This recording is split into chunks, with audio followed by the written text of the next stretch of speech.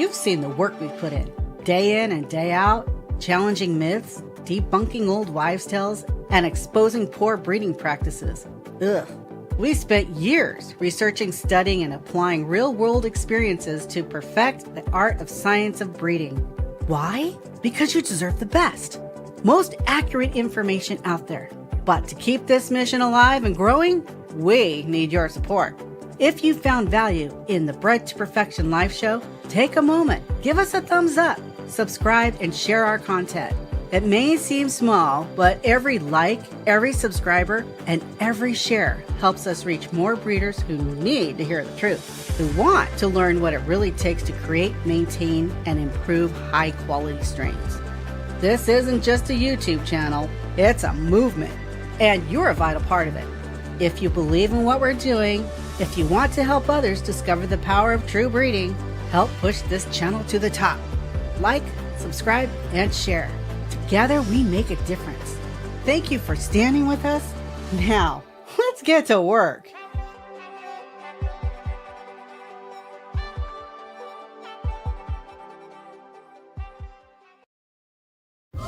Entertaining, informative, and educational. Inspiring content that makes a difference. This is the Maximus Troy Publications Broadcasting Network. Join the Academy.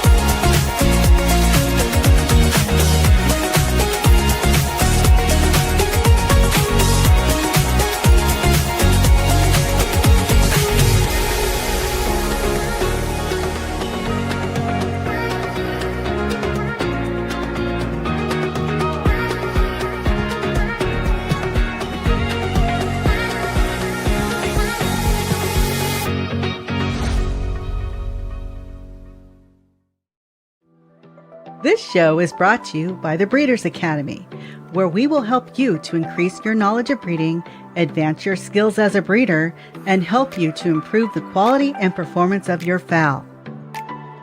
As a member, I'll provide you a roadmap that you will need to create a true family or strain. Starting with a cock from one breeder and a hen from another breeder, no problem. We can help you to turn your flock of hybrid crosses or mongrels into a pure family or strain, and show you how to continually improve that strain each generation. We'll start by showing you how to select your seed fowl and how to turn that seed fowl into a high-quality foundation strain. Our proven breeding programs and specialty courses are designed to take you step by step through the breeding process. And best of all, I'll be there to help you every step of the way. We urge you to check it out. You have nothing to lose, and you can cancel at any time. You also have a 30-day money-back guarantee.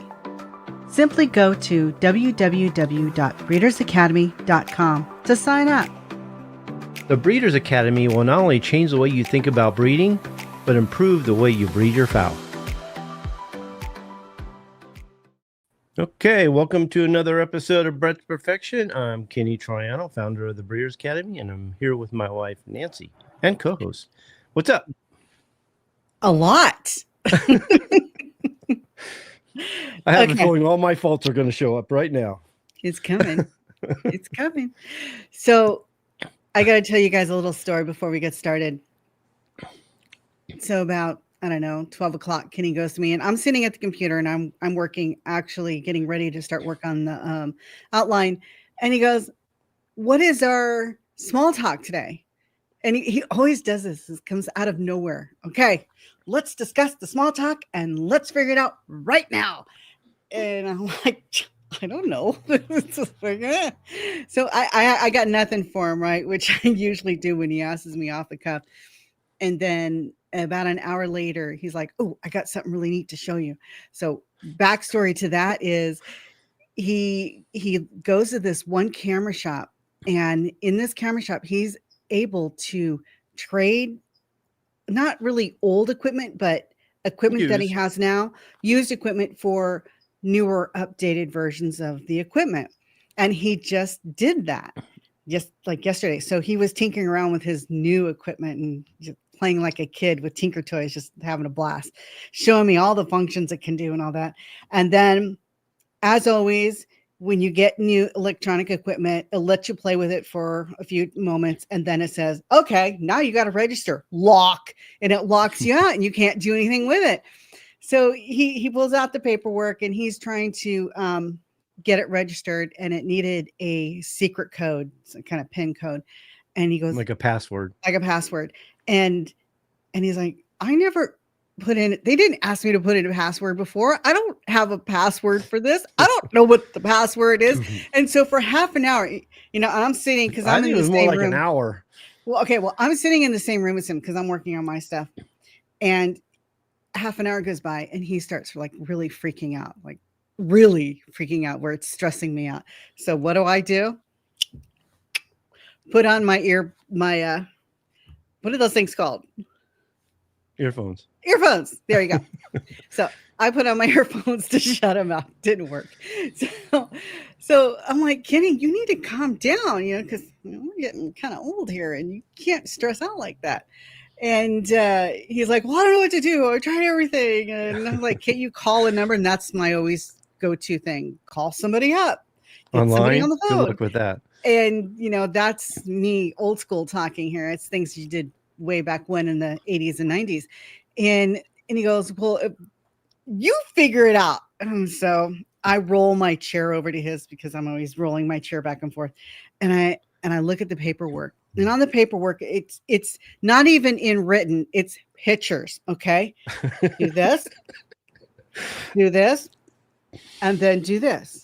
I'm like, okay, well, it says you've got to click the, scan the QR code and you've got to watch this video. He goes, no, that just shows you how to work it. I'm like, okay. So I start watching the video.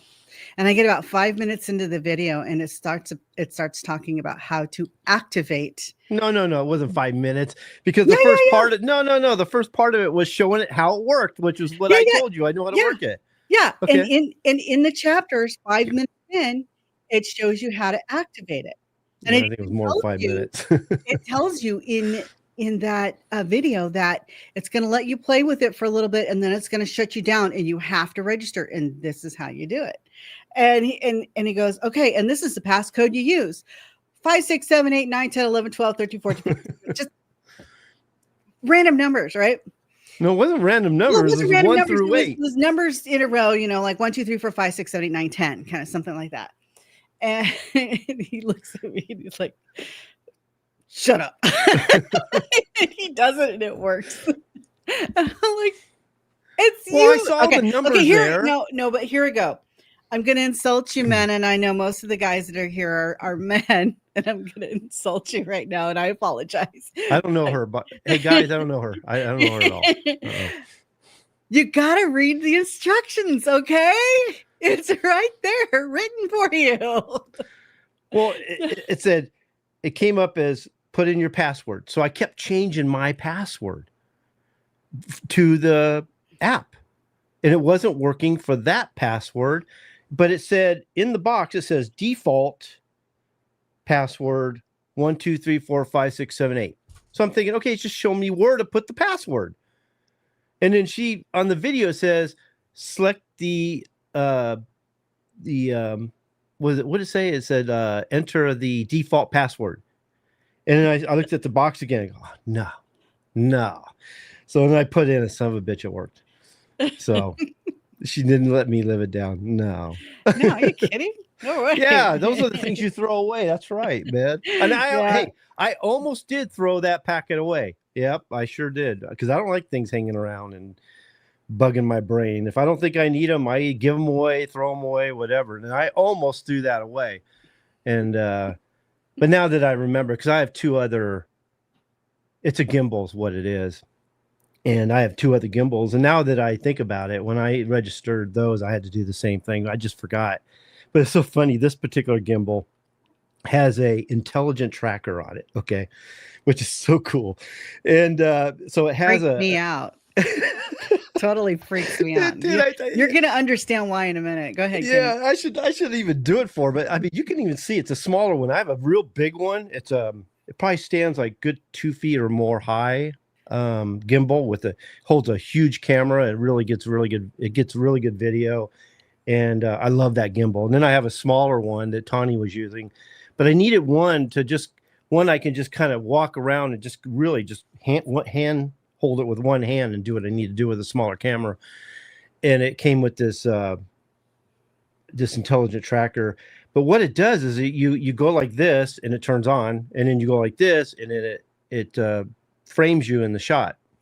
And wherever you go, this thing goes. And I told Nancy, I go, watch this. So I'm walking around the room. It's following me exactly. I get up, it goes high. I get down low to the ground. It goes, I hide behind the chair. It follows me there. And it's looking for me around the chair. Okay. I walk up to it and it looks up at me. And I go, it's just like our cat. You know how our cat, she doesn't move her eyes. She moves her whole head when she's looking at you with that intense look. And I swear that camera looked like our cat. It's like this little robot, and Nancy's like, stop it. It's freaking me out. So yeah, that was awesome. But you know what's really crazy about it, guys? And then we got to get moving on. Is it listens? It's intelligent enough to know your hand gestures. Yeah. And unfortunately, Kenny's Italian. Yeah. And you have to go, this for stop and this for go and stuff. And even in the directions, it says this is going to be hell for Italians. No, it didn't say in the directions. I was watching a YouTube video showing you how to use it. And the guy actually said, for you Italians, this is going to, he says, this is going to be a problem for you Italians out there because you talk with your hands and everything. And I can see where I could turn it on and off constantly. So I have to rethink how I do things, but it's an awesome little gimbal. Hands really in your pockets, my friend. Yeah. What a day, So for next week, when he asks me, okay, what's our small talk going to be today? I'm just going to say, I'm just going to wait and see because something's going to show up. Yeah, because that's what she said when she figured out my problem, gave me a look and walked away. She goes, I just found our small talk. I go, wonderful. So it's not what I wanted, but thank you very much. All right, Brian Reeder. Yeah, he's coming on.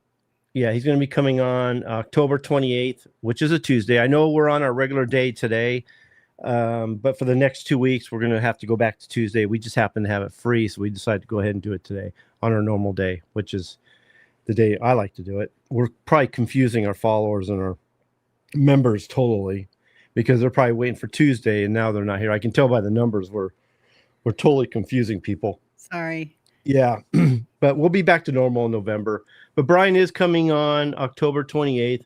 We're going to be talking about genetic variability and how it applies to your breeding program. And then we're actually going to do a members roundtable that week.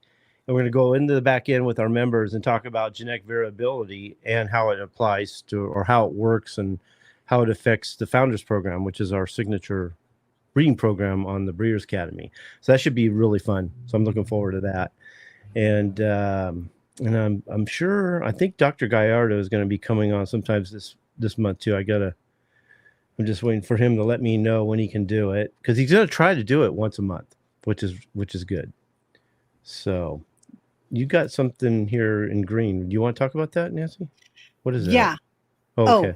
I just wanted to remind the Breeders Academy members that in the archives, we have archives in episodes of Dr. Gallardo, and I strongly suggest that you go back there if you haven't, or even just to refresh your memory. Go back and watch those episodes with Dr. Gallardo. Dr. Gallardo. He talks about a lot of diseases and viruses that we need to be aware of. And when we are aware of them, then we can easily decipher which viruses, which diseases they are, what the symptoms are, and what to do about it. So check that out, members.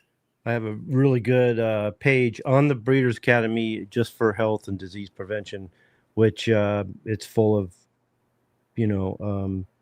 programs and courses and videos and audios of Dr. Gallardo and Peter Brown. Really good information.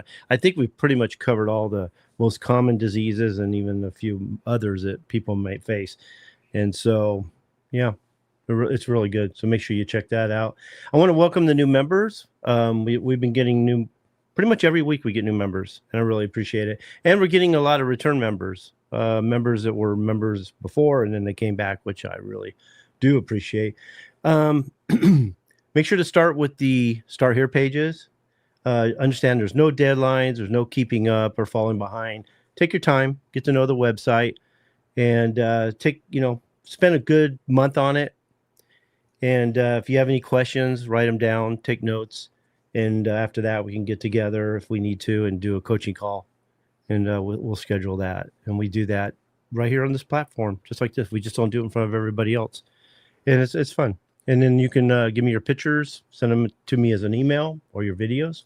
I can look them over and we can talk about it. If you want to become a member, this is a good time. Just go to www.breedersacademy.com. Once you join, you're going to have instant access to the website and all the programs and courses, such as the Founders Program, Masters Class videos, Members Roundtable videos, programs and courses. I did say that, didn't I? The Founders Program. What did I say and what didn't I say? I thought I was reading it, and now I see I wasn't. I don't know. Matter. I was writing notes for the end of the show. Yeah, I was reading and not listening to what I was saying. Okay. But you see that QR code right there. You guys can scan that QR code right now, become a member right now, and then there you go. Yep. And a lot of information from Brian Reeder, Peter Brown, Dr. Gallardo. Like I said, I do coaching calls. Just go to www.breedersacademy.com or click the QR code. That'll take you there too. Hold on a second. I don't know. I'm phlegmy today. Okay. Won't be a members roundtable today, but there will be one on the 28th. So make sure you show up for that. This is going to be another interesting topic, Nancy. This is one of the questions we got from one of our members, and decided to kind of make an outline based on that particular question. It's a particularly long outline too. It's we may funny. not get to it. We'll see.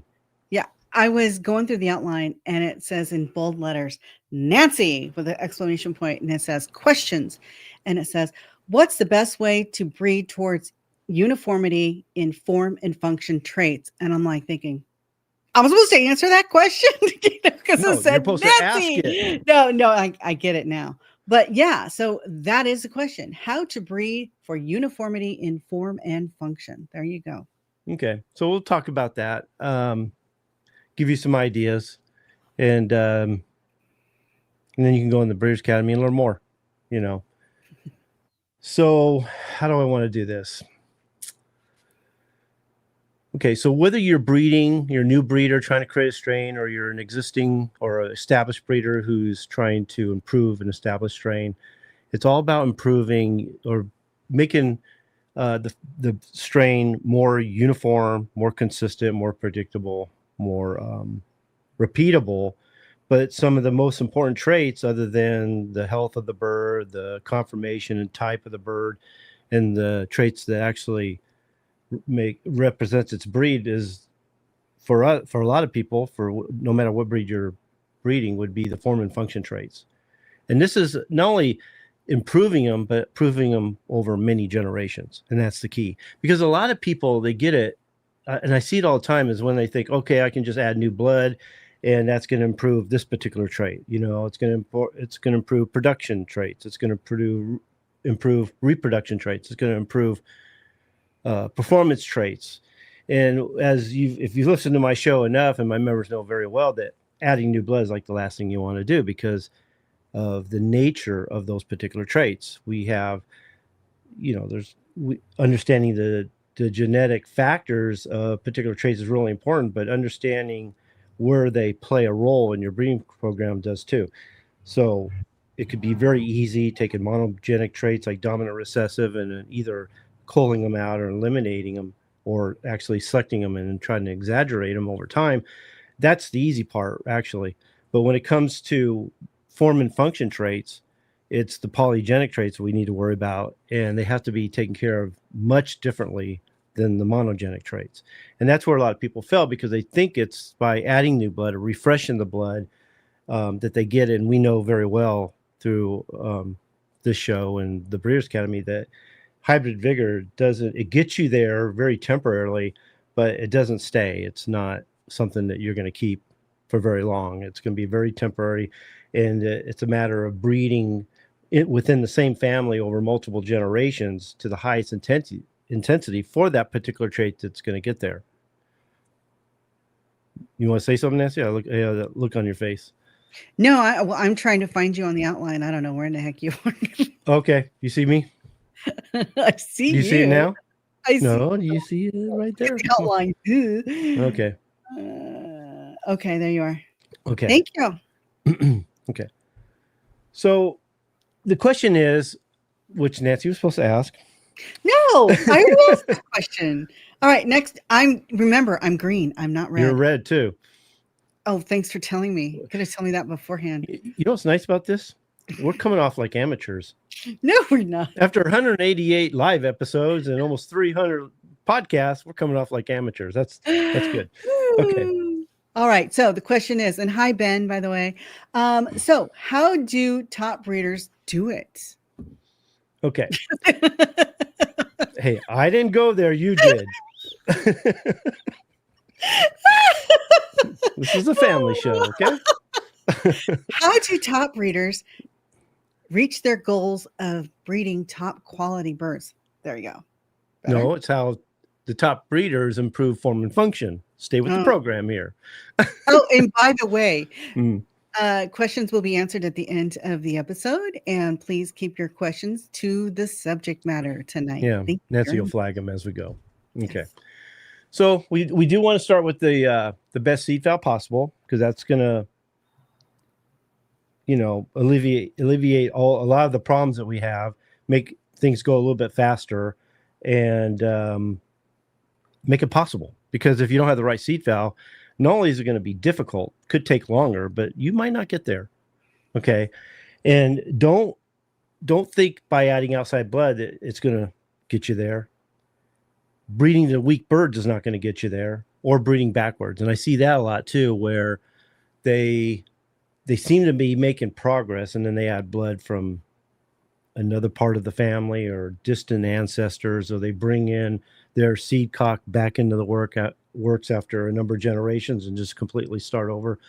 So a lot of the best breeders I know that that were my mentors that I got started with, they did all the right things, I think. It's how I got started. It's how, let's put it this way. I did start where a lot of people did, where I was following some of these so-called big names, which through these guys, I found out that they were completely doing it wrong, and there was a better way. And then once I started doing it the way the Founders Program is set up, I start seeing progress pretty fast. Okay. Lasting progress that just, it wasn't like what we see in a lot of breeders, where they see the peaks and valleys, where it seems like they seem to be doing good and they fall down. Then they seem to be doing good and then they fall down again. Whereas when you're doing it right with the right program and you're breeding towards progression, you see a constant, you'll see a little fall here and there, but it's usually a constant incline, of progression, where they just seem to be getting better and better.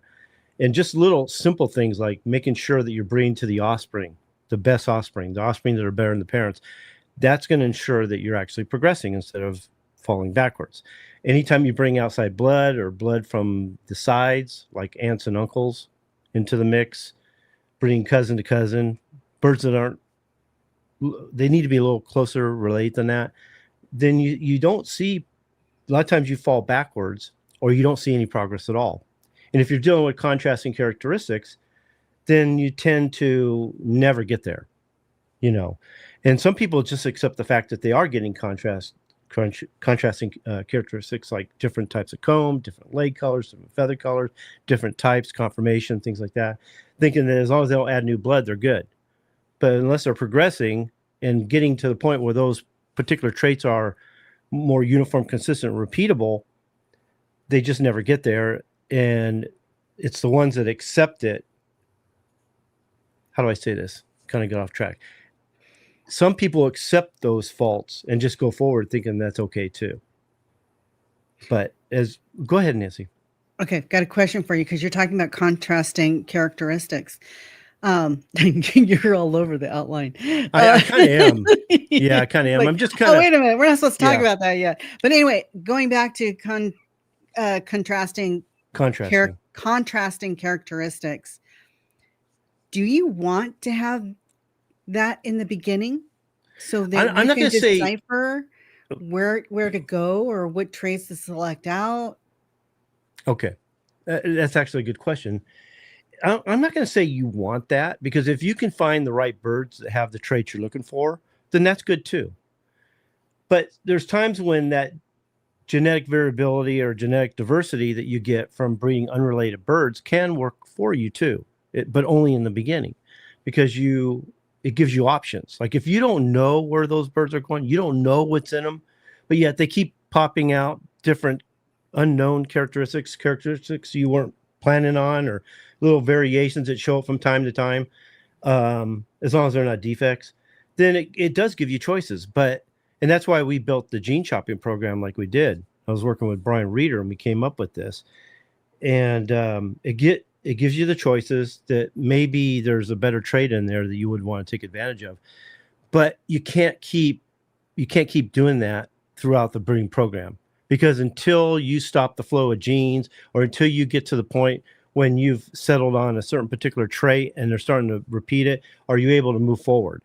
And that's why we got the cleanup process within the Founders Program, because that helps you to actually take advantage of the traits you do want, the desirable traits, and then actually get them to the point when they're fixated, you start getting that uniformity and consistency and that repeatability. But yeah, that's the only time I would say it's okay, is in the beginning. But know that you're not really progressing into the breeding program until you're starting to get the traits that you want and you're settling on it, and you're willing to actually cull out the undesirable traits or the traits that don't meet your goals. So you got to be very selective. You got to be willing to hatch as many chicks as possible. You got to be willing to settle on, out of all the chicks that you hatch, and hopefully it's quite a bit, you're settling at first on the top 10% that you're going to grow out. And from that top 10%, it's the standouts that you're going to use that are actually going to progress the strain or actually advance the strain to the next level. So you got to be willing to cull hard and know that it's all about starting with a lot of birds and weeding them out down to the few best, so that you can improve and create, improve, and maintain the strain. And that works out throughout the whole breeding program. Now, you, like in the beginning of the Founders Program, you are doing very specific matings, which are also considered test matings. And it will sometimes require doing multiple matings to do that test to get the best ones from there. But you don't really expand into a bigger number of birds or broaden out the family until you get into the foundation stage of the program, which is phase 3 of the Founders Program. Then you're starting to make real progress. Then now we're fine tuning them. Now we're really improving them. Now they're starting to take shape. And then we can now, at that point, after a number of generations into the foundation program, that we can call them our signature line. And then after that, it's a matter of maintaining them over many generations, but still improving them along the way. Because once you get into the foundation stage, those improvements become more subtle. Whereas in the cleanup process in the beginning of the program, you're going to see a lot of we call it the transition stage or phase, or the transformation phase, where you're going to see a lot of different traits. You're going to see different levels of quality, but they do seem to improve very fast through that too, because you're being very selective. And once you get into the foundation stage, you start getting they start to become more uniform or consistent, and you start noticing that the improvements from that point on are very subtle, which is good, which is fine. Just know that if you did the cleanup process properly and you pick the right seed fowl, then you're going to have a better time in the foundation stage. It's going to be a lot easier. I had a member the other day ask me, he goes, I did all the right things. I did all the culling that I need to do. I've got them selected. I've weeded them down to the best birds, but I still have quite a few pullets that are so good I can't pick between them. I can't pick which ones are going to be the best ones. And I'm like, that's when you kind of know you're there. When you have when the birds look like they should, and you're having a difficult time picking the one that you want to move forward with, that's a good thing. Okay. But I did one more thing. Okay. The only thing I did tell him was, although that's a good thing, I would like him to breed them, actually push them to maturity before we make our final selection, because they still could change a little bit. And then you might pick the wrong one at that point. But if they still into maturity look really good and you can't decide, that's a good thing. That's a really good thing. Two things. Go ahead. Mm-hmm. That's a really good thing. So then what do you do? What do you tell him? What advice do you give him? That's something we talk about in the Breeders' Academy. Oh, okay. Yeah. Got to go inside the Breeders' Academy to find out. That's the Founders Program. That's a good question. All right. I have to pull this up because I think this explains things really well. Jamerson says, I believe you should have a clear objective and search for the fowl with the known genetic blueprint to achieve that established objective. Okay. I agree, but you really don't know what you got until you breed them, do your test matings, and put them through the cleanup process, because you're going to see, the chances are you're going to see a lot of things that you didn't know were there. Okay. So but that clear objective he's talking about, that's the knowledge of having the knowledge. That's the benefit of having the knowledge of a proper breeding program. Understanding what methods you use at what time, understanding the genetic factors of those traits so that you know whether you're going to cull them, breed to them. You're going to, I'm trying not to say certain things right now, but it's having the knowledge of genetics, having the knowledge of a proper breeding program, and then putting the birds through the test. And you probably won't know if you've got the right, I guess you could say, genetics. I don't like to use it that way, until you get through the transformation stages, let's say the Founders Program. You start locking in and getting to the point when you're starting to seeing the traits you want, or the traits you desire, and getting to the point where you're locking them in. And then you get into the foundation stage where you're actually trying to clone them, So, I mean, I like that thought, but understand, it may not be as simple as that sometimes, depending on where you get your birds. And I've seen people say, well, I got my birds from this particular person, and he's a well-known breeder, has been doing it a long time, his birds look great. And then they get them home, start breeding them, and then all of a sudden all kinds of things start popping up, Okay, this is how I interpret it, and let me know, Jamerson, if I'm wrong. Jameson, I'm sorry, I'm saying your name wrong. Genetic blueprint.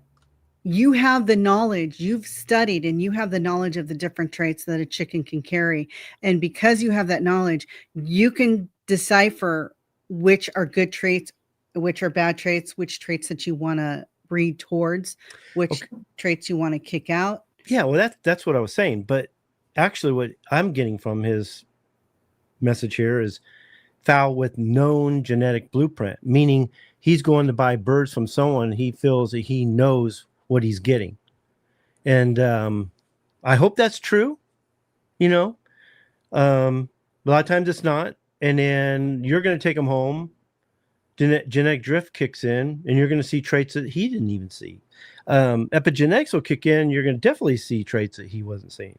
And it's up to you to know what to do with the traits that do show up.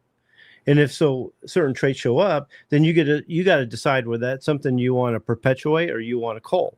Okay. You got to understand that some of those traits are going to be easy to adapt right away, and some are going to take some time. Okay. So it's a nice thought. It's just, I don't think it's as simple as that. And it usually turns out to be, thinking that you're getting good birds from a good breeder, and then you get them home and find out that there's some other things in there you didn't know about. So we'll see. Yeah, but don't you have a leg up if you have knowledge of the different traits that are out there, if you have knowledge of all the defects? And where I'm going with this is inside the Breeders Academy, we have lots of master's class video series that will educate you on being able to decipher between, good trait and a bad trait, where you want to go, how to get there, things like that. And if you're a person who just breeds, let's say, best of the best, or just throws two birds together and sees what happens, and you come out with a mess, and then you don't know what to do with it, you bring in more birds because you don't know what to do with it. You don't even realize the mistakes that you're making because you don't have that educated process that goes along with breeding well. You're talking about two very different type of breeders. I'm talking about one who is educated, who kind of knows what direction he needs to go, understands the breed that he's breeding. Okay. Hoping that he got good birds that he can move forward with, knowing what to do with the traits that are expressed. That's a huge contrast from someone who just gets birds and is just breeding whatever to whatever and always bringing a new blood. We're not even talking about that at all. Yeah. Okay. And I would assume that if he's knowledgeable about genetics or knowledgeable about what traits that breed should have and the genetic factors of those traits, then I'm hoping he's knowledgeable about the defects that can show up that could ruin everything. The recessives that will destroy a strain. And that is something we do teach in the Breeders' Academy is, the Founders Program talks about the different methods that exist, which methods to use at what time to get the right result. Ways to keep improve the family over time and maintain them, so you can keep them there, knowing when to cull them, when a recessive or a defect or a deleterious gene shows up, what to do about it, So yeah, we're talking, I think if I understand you right, Nancy, I think we're talking about two quite very different type of breeders. Okay. Well, just by what he said, I think he's a knowledgeable breeder. That's just my opinion. He's got I like what he says. I do too. You done? Yeah.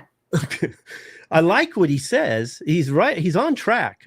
I'm not diminishing anything about his message other than for a lot of people, that's not an easy thing to do. There's a lot attached to that. There's a lot that you have to do. Besides just getting the right seed fowl, hopefully you do. But there's a lot you have to do after that. And that's why the Founders Program is built the way it is, because we are many times dealing with birds that are supposed to be related, but they're not. A lot of times we're getting the best birds we can, which aren't related, and we're trying to make a family out of that. And there's breeding, and then there's breeding. There's a breeding to just keep the birds going and keep them alive. And so you're producing birds every year, but progress is either slow or none. And then you got the breeders who actually are progressing the birds into a proper family. And over time, not only is he able to maintain that family, but he's still improving them. My birds, I've had my birds for over 30 years. I'm still improving them. Yeah, as good as I think they are still getting better. Will I ever be done? No. And then on top of that, it's a balancing act because Mother Nature wants to keep pushing the birds. Like if you're trying to ride the fence and trying to keep them stabilize the strain, Mother Nature wants to keep throwing you off the fence. So every now and then epigenetics or whatever will kick in. or a recessive will show up, and all of a sudden you got to figure out what you're going to do about it, because that one trait can either improve or screw up your whole family. So it's about getting them there and then keeping them there, and still trying to improve them along the way by the variations, a little genetic variability, and maybe some of the genetic diversity that might show up from time to time. Maybe even a hidden recessive that actually ends up being a good thing, or a defect that shows up that if you weren't careful, you could easily miss. If you're not handling your birds or understand that defect. I've went to so many farms where they just didn't understand. I mean, on the website alone, we have listed 88 defects. We show you what they are. We show you what they look like. We talk about the genetic factors of those defects, and we show you how to improve them. Improve a family that has those defects. Okay. And if you don't understand that, one day you could wake up and somebody who is knowledgeable is going to walk on your farm and go, wow, that's a nice defect there, whatever it is. Yeah, well, I didn't think it was a big deal. I'll take care of it later. No, now all your birds have it. And guess what? The only way to fix it, if at all, is to bring in outside blood, which now they're not the family they once were. Now they're going to be a different family if you can even get past that defect. So exactly. That's why, you are saying so often, you've got to test mate your birds.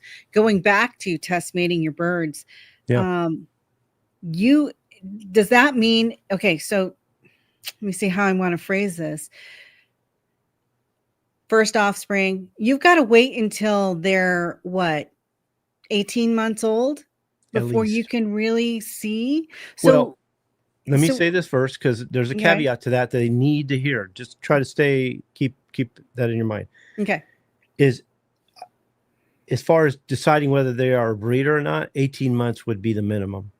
Okay. But you're always constantly looking them over and culling through them. Anytime you see something that's sick, defective, shows a deleterious gene, doesn't represent its breed, substandard, whatever, you're always looking for the birds that you need to cull to get down to that 10% we're talking about. Then when you get to the 10%, usually by that time they are 18 months or 2 years. Then you make your final selection then to get the standouts.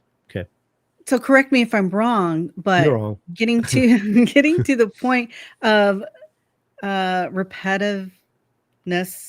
Okay. You've said it differently, but getting to that point, it's not going to happen in 2 years. What's not going to happen in 2 years? Getting to where creating a family, getting to where your strain repeats himself consistently. Oh, no, that's not going to happen in a couple of years. Just the test mating alone can take you a good 4, 5, 6 years, because you've got to wait until they're stags. No. Okay. No, you just got mixed up a little bit. Okay. Okay. So let me say this first and then go back, because I don't want to forget it. Test mating's always happening. Every mating you do can be considered a test mating. Okay. Especially in the beginning. So when you're breeding your Adam and Eve, your seed fowl, that's a test mating. And if it proves to be good, then that was a positive test and you can move forward. If it doesn't, then you got to decide what to do. Okay. And we have a couple of different breeding methods that you can use to further that test mating, to either get the most out of them or decide whether you want to, at that time, bring in outside blood and start over. And every time you bring in outside blood, you are starting over. Okay. You can't get into the middle of the foundation or the founders program and then decide you're going to add new blood because you just started over. You can't move. You're not progressing at that time. You're actually starting over. The only time I would add outside blood is if there's a trait that I'm just not getting, and it's not, no matter how much breeding I do and how many generations I go, they're just not showing it. But then I would never breed it into the main foundation. I would actually create a subline and work on it there. So. Yeah, that is way down in the outline here, and I'm trying to find it because that was like a question I had of mine is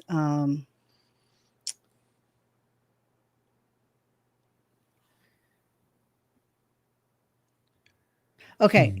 It says here, if you must outcross, have a clear plan to stabilize the line afterwards. So what does that mean? Because I'm thinking it's like, no way you outcross may be different in my head than it is for you. I'm thinking crossbreeding, so I No, could have the two. actually, I would say no way. Yeah. But that subline I was talking about, that's just the founders program starting from stage 1. That's all. So is that the part of stabilizing your line You've got to afterward? run that line into the through the founders program too. And you won't know where you're at until you get into the foundation stage at that point too. Then you got to decide whether you're going to make the choice of saying, okay, I'm going to add this subline into my main foundation, which I don't usually say. I don't like that idea actually, but that is an option. Pretty much you're saying goodbye to the foundation when you do that, by the way. Or that subline, which is run through the founders program, becomes its own line, and you just abandon the other line. And understand this too. When I take that subline and say I improve it and get to a point when, wow, they're really good. They're actually better than my foundation now. What am I going to do? I'm either good. If they're not, I'm going to get rid of them. If they are, then I'm going to keep them. They're going to be a main. So they end up either being a separate line, or I breed them into the foundation line. But understand that the foundation line is worse than this line. Then this line here, the subline I was working on, and I bring that foundation in there. Now I'm bringing them down because it's the weaker side that brings the higher side down. So that's why I don't like it. I don't like saying, okay, I have that subline. I've improved them. I'm really happy with them. I would rather just make that a separate line and say, okay, that's its own family. Because anything I do at that point is going to either diminish the foundation's line, or it's going to diminish this line. One side's not as good as the other, and that one that's not as good is going to bring down the other. Does that make sense? Yeah, but the problem is some breeders are so attached to that original line. Then you keep it as a separate line, and you just maintain it. And maybe it will work itself through, and you can improve it over time. But there's a reason why you started the subline in the first place, thinking that it was missing something. But that's a good thing, because that subline takes so much time to actually develop that by the time you get to a point where it's something, you might have worked through the problems you were having with the main foundation and not have to do anything, Would you say it could take just a couple wrong pairs put together? Pairs put together that could kind of mess up your line? A breeder's mistake. Not necessarily all it takes is traits that show up. One wrong bird can ruin a strain. Yeah. Yep. And that's the scary part, because down deep, how do you know what hidden traits are there, and you put it together with another bird that has the same hidden traits, and then now it's all of a sudden showing? Well, no. Okay. No, there's nothing you can do about that. So it's all about the phenotype. You can only select by what you see.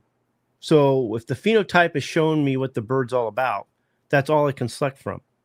And so if the phenotype looks good, then I breed to it. Anytime I see a fault, those are the birds I get rid of. If it's all the offspring, then I know that both parents share all the same traits, and all the same traits that they share are bad. Okay. So trying to figure out where I was going to go with that. That's good though. Yeah, but I was going to go somewhere else with it. My brain did there for a second. So, did you take your magnesium today? It's hot in here. Actually, you can see my face is all flushed. It is. It's been cooler lately, and it is hot. I got the fan going and everything, so it's all the equipment in hot. there. Anyways, it doesn't matter. I think I said the most important part. But yeah, if you're looking for the right seed fowl, what Jameson was saying, the biggest thing is understanding what that means. What is a good seed bird? Are they healthy? Do they have good vigor? Do they have good type and conformation? Okay. Do they have good production abilities, good performance abilities? Do they represent their breed? Do they have any defects? Okay. Is there any deleterious genes that you know about? So if you can start on the right foot, then, you're going to make great progress. It's just a matter of knowing what birds to cull and what birds to breed to. Knowing that you're not going to breed to all of them. You got to breed to the standouts. A lot of people make that mistake by only hatching a certain amount of birds, and they figure that, well, I didn't get very many, so I got to breed to all of them or I'm going to lose them. I'm not going to have the right numbers. So they breed all of them. No, even if you have a small clutch, you still have to breed to the standouts even there. So what was he saying, Nancy? This is really cool. Kenny, I must say that you have definitely changed my mindset and practices when it comes to my breeding program. Cool. And I'll tell you, that's what the Breeders Academy will do for you. It will enlighten you. It will show you a different way. There's a lot of aha moments when you get inside the Breeders Academy. Yeah. Well, what do we say? We say not only will we change the way you think about breeding, but we're going to change the way you breed your fowl. And I firmly believe that, because most people, they don't have the right mind, like you said, the right mindset to what it takes to actually create a family, maintain a family, and improve a family over time. They just think just putting two birds together is breeding, and they think that it's always someone else's birds that are going to improve their bird. And they don't realize the consequences of adding that bird into yours. I mean, if you're at the beginning of the program, like I said, and you're just adding new blood, trying to find your right Adam and Eve, I get it. You know, that's kind of right in the realm of gene shopping. Although I have a program for that, it's not as simple as just doing that. There's a little more to it. There's a way to secure the traits you want while actually eliminating the others as you're doing your gene shopping, as you're breeding them and finding your right Adam and Eve. So there is a process to that too. But I can see where that would be an issue, where you just don't feel like you have the right Adam and Eve, and I'm just going to bring in this bird, and then I'm going to breed them, and I'm going to breed this one in, see if I can. And you got to get to a point when you got to stop adding new blood and get to the point when you're actually starting to create the strain. Gene flow, evolutionary biology, gene flow. You got to stop the flow of genes coming in before you can start creating your strain. Every time you bring in new blood, you're just kind of stagnant there. You're just staying there. You're not really progressing. You got to stop the flow, move forward, selectively breed them, culling out the crap as you go. It's best if you follow a proper breeding program, like the Founders program. You'll get there better. It won't be so temporary. It'll actually be long lasting, and you can prove them along the way. Proof of it is right in my backyard. Here is the Maximus line. You know, I started from some pretty bad foul. I didn't know it at the time. I remember even Tony looking at him, and he goes, "What do you see in those?" I go, "I don't know, Tony. They just look really cool to me. I think I can make a family." He goes, "He's okay." he's like, he didn't want to argue with me. He's like, "Okay." Well, I think he was just happy that I was interested and motivated and I wanted to do something. I think maybe he thought he could talk me out of it later, but he was like, "Okay, if you see something there, you know." But I've created a really good family out of them, and I never added outside blood. They are as pure blood as I got them from Colonel Gibbons 30 years ago, and they are completely different from when I first got them too. And that's just using a program like the Founders program. So, but the next one would be, understanding and applying selection intensity, which is so important. Yes, you're culling the undesirable traits and you're breeding to the best ones, but we were talking about earlier where monogenic traits, dominant recessive, are small. They really are. They're not as big of the bird, or there's not as much of the bird as you think it is. Very simple, what do we call it? Surface traits, I want to call them, where it's just, they're not that important when it really comes to the overall scheme of things. They help the bird look a little better in some cases, like the type of comb, the color of feather, the leg color, things like that. But it's the multi-gene traits, the quantitative traits, which we call polygenic traits. Poly meaning many, genic meaning genes. Okay, many genes. And those, a lot of people run from because it just sounds daunting. It sounds difficult. It sounds like there's no way to control that many genes. You just accept what you get. But they're the funnest genes when you think about it. Not the funnest genes, but the funnest traits, because it's easier than you think. By understanding which are monogenic, dominant recessive, and which are polygenic, you can select differently and improve the family. So I'm going to look at everything I have. And anytime I see a trait that shows variation within the trait, then I'm most likely dealing with a polygenic trait. And knowing that I'm breeding to the intensity, the most desirable intensity that I want to perpetuate, that little over time, I'm going to get there. And that's the key. You got to understand, it's going to take you time to get there. It's not going to happen overnight. It's not going to be one breeding get there. That's where people fail or get all frustrated because they're not patient enough. Or by adding new blood, you're not going to get there. You can't improve a polygenic trait through the introduction, infusion, or crossing of another bird. That's the death of it. You just completely start over. You don't know what you got. You don't know what they introduced.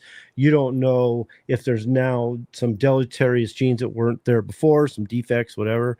You don't know if there's some genetic sicknesses there. Now you got a lot of unknowns, a lot of hiddens, and it didn't improve the polygenic trait that you were hoping to improve. Any improvement you see, what is it? Hybrid vigor.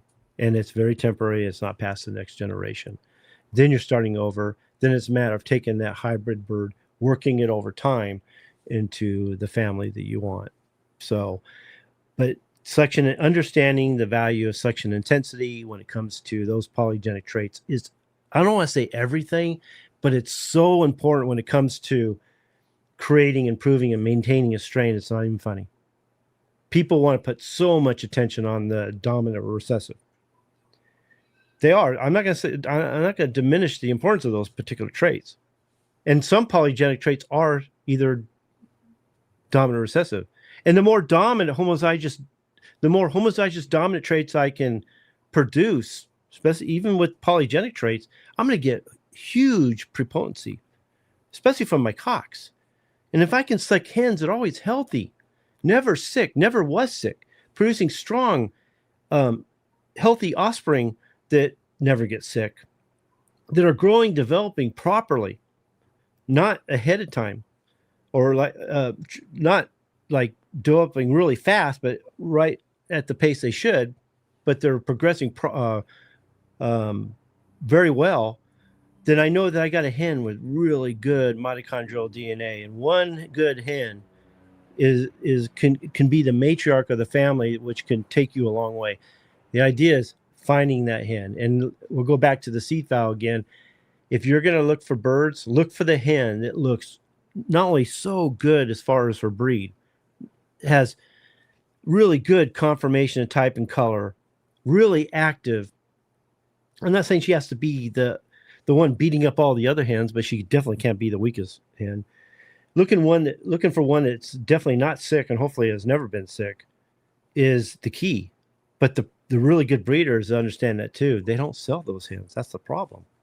You know, we're a lot of times we're forced to create a family from birds that just aren't that great, actually. And we may not know it. They may only know it. So I don't know.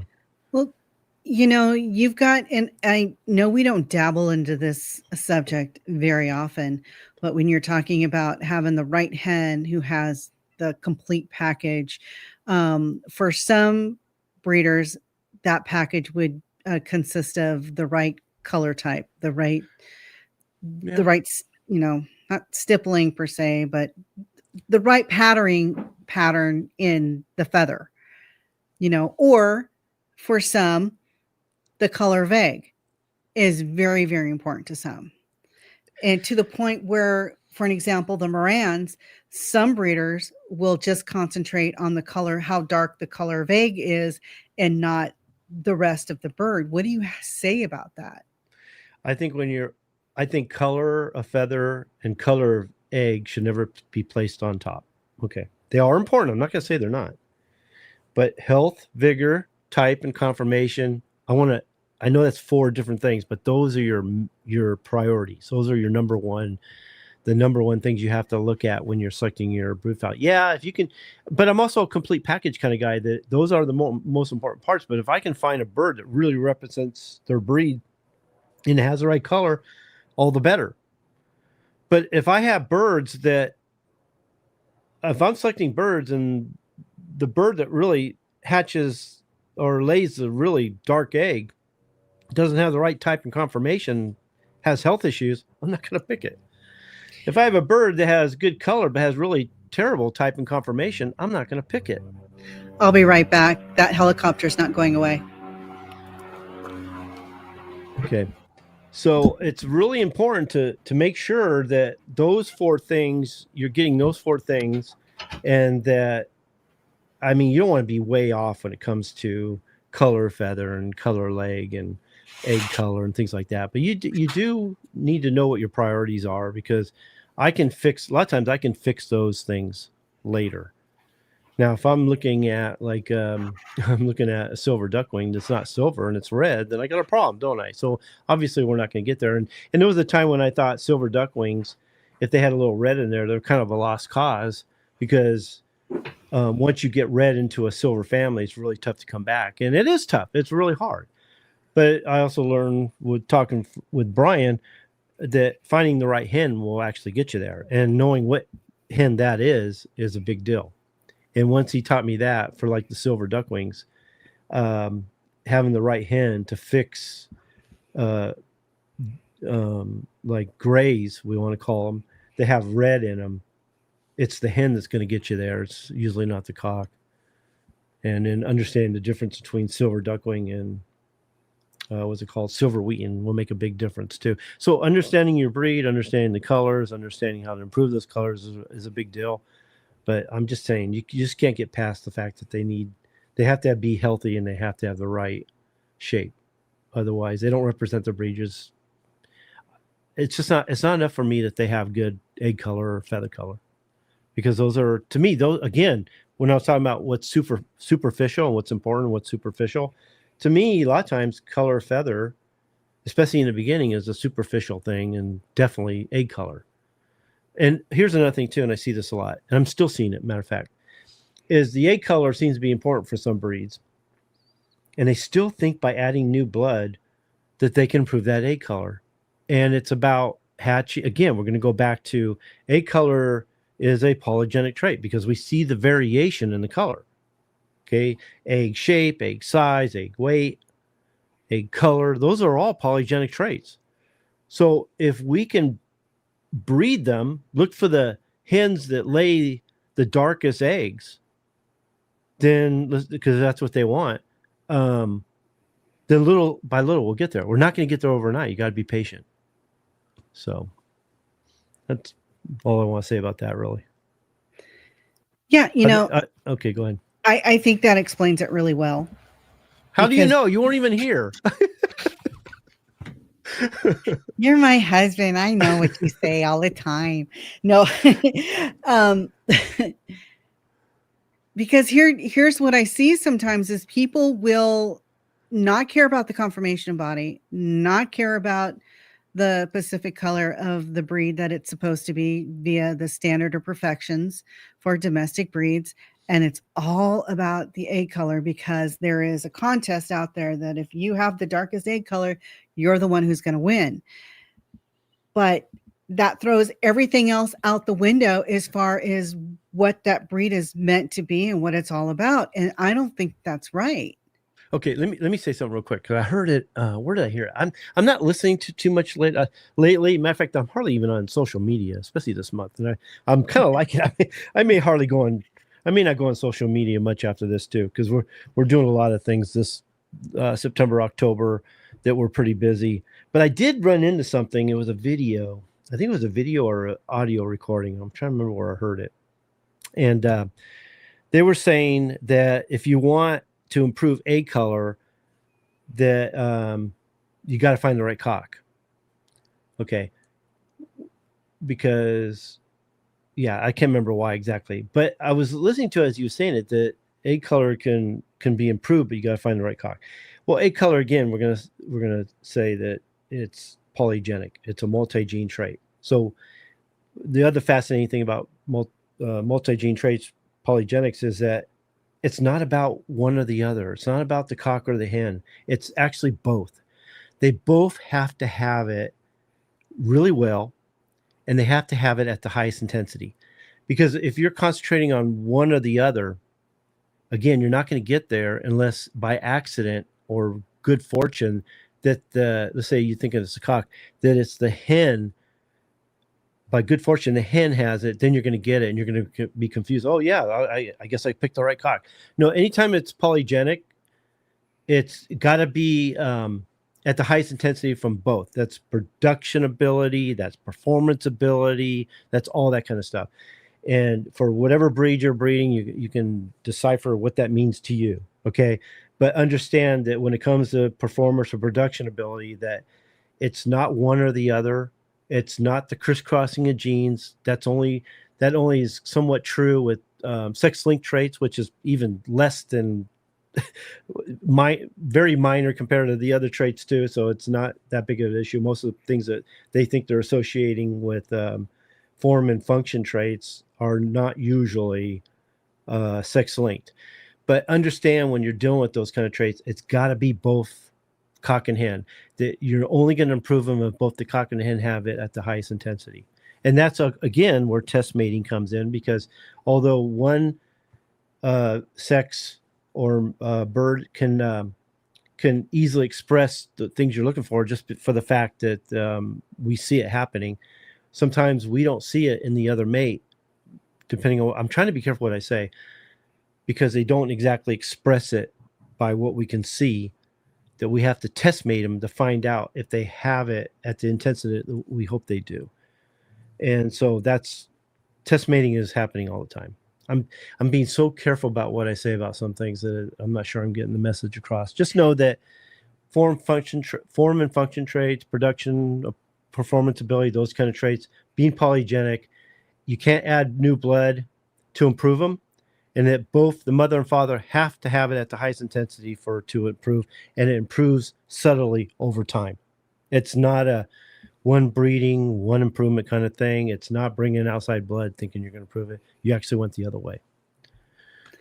However, I've heard you say this on a few occasions, that you take a hen and a cock and you put them together.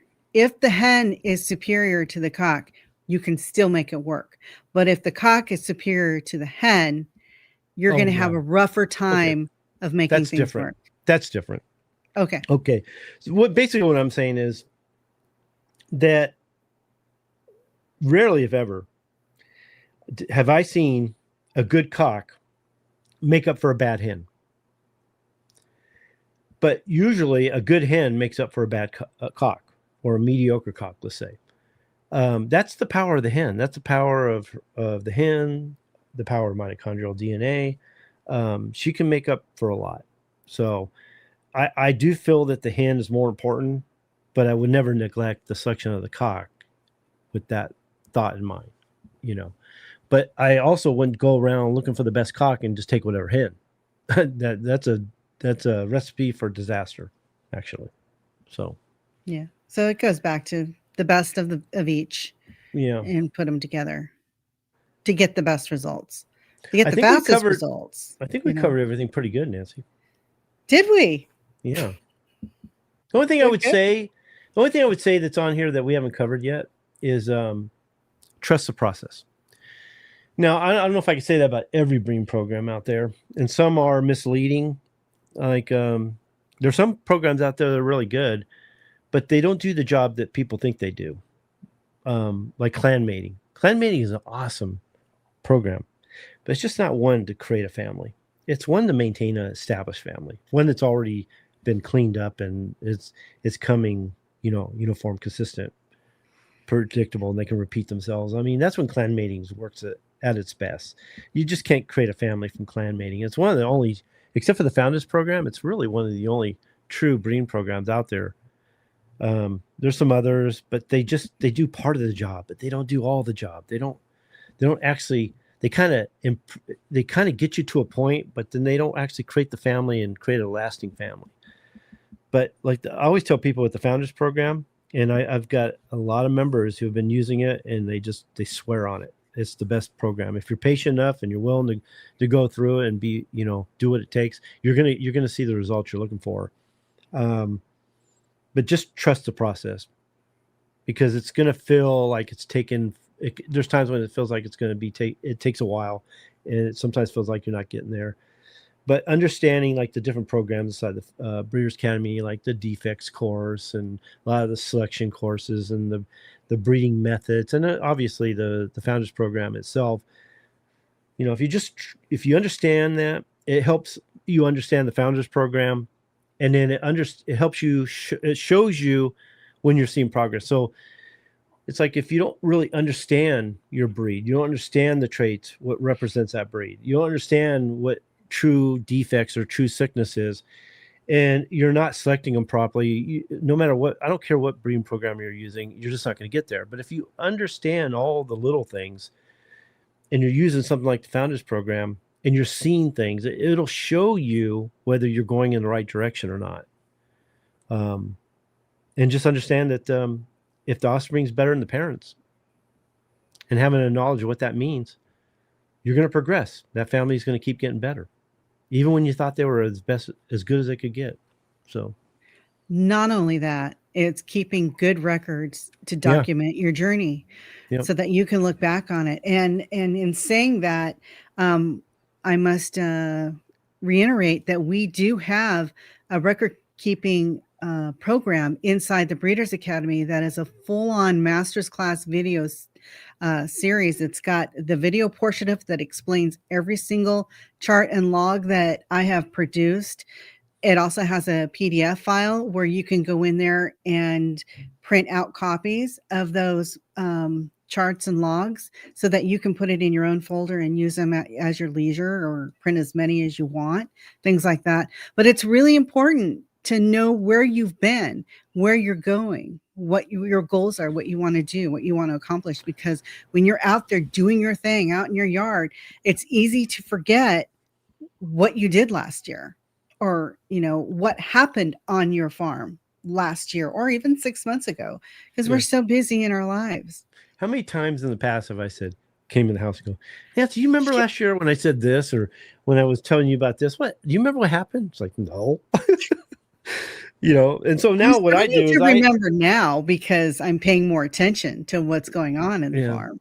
Well, I have my phone, and I have a lot of my records that I want to remember, things I want to remember on my farm and my birds in my phone on a certain page. And so anytime something happens, I'll go in there and put a date on it and write myself some notes. And that has come in really handy. But when it comes to record keeping, it's all about, documenting what you want to remember, what you want to measure, and what you want to compare. And the forms that Nancy put in there, even if you don't want to use those forms, I'm sure they'll give you ideas on how to make your own. Exactly. Yeah. Exactly. And what I've seen when Kenny was, I was almost finished. Actually, I think I was finished with all of the charts and logs that I was going to produce. I think there's like 57 of them. And there's quite a few of them. And he goes, here, I just bought you a whole bunch of books so that you can compare your program to these other people's that are out in the public, like at Barnes and Nobles or whatever. And I'm flipping through these books and I'm going, nope.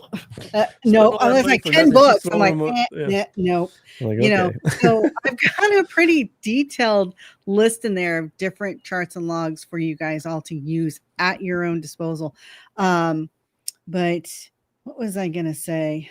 Now I forgot my original thought, what I was going to say. Oh, you have any questions from the, we answered it. It was from Sunny, and we answered that. It was the egg color. Okay. But now I can't remember what I was going to say. Shoot, lost my train of thought. Okay. I guess it wasn't that important, but anyway, yeah. So make sure. Oh, I know what I was going to say. Well, Kenny, what if you drop your phone in the toilet? What if you lose your phone in a public place, or somebody steals it? Then you lose all that information. So I implore you people to print out those charts and logs, make a folder, and keep it in your house somewhere so it is nice and safe. I use a Google Doc. I'll never lose it. Oh, thanks a lot. Don't use my program. Forget I'm just saying, Nancy's left her phone in the bathroom at Disneyland. I've dropped mine in the toilet. I mean, we've had those kind of things, but now I just use Google Docs. But her forms are good, and they'll give you ideas on what to track and how to track it. And either you can use her forms, or you can take her idea and make them better. I know what else I was going to say before we go. When you're talking about programs, there are methods and there are programs. Now, method does not make a program, and a method is part of the program's journey. So don't get caught up in using a method as your whole breeding program, because it's not going to work for you. Yeah, people make the mistake of thinking that the methods they're using is a breeding program. It's not. Most of the time it's either the wrong method entirely, or it's just one part of a breeding program. It's multiple methods at which make up the breeding program. Use at the right time for the right reason. Mm-hmm. Just remember that. So if at anything else, that is one reason why you should join the Breeders Academy if you haven't done so already, because our founders program does go bit by bit, method by method, used in the proper time and the proper stage from beginning to, I wouldn't say end because you're constantly using it. Yeah, you're never ending. Yeah, you're never going to be finished unless you decide to. It's when you think you're done, things start going wrong.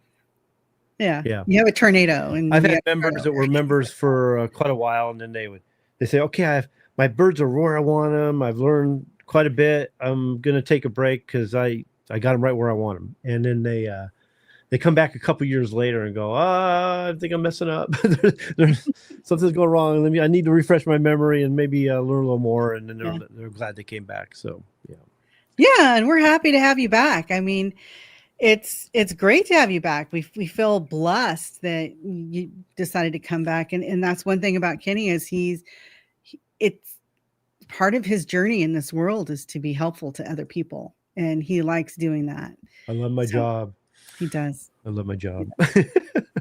I'm doing what I feel like I'm doing what I was meant to do, and it's fun, And I like seeing.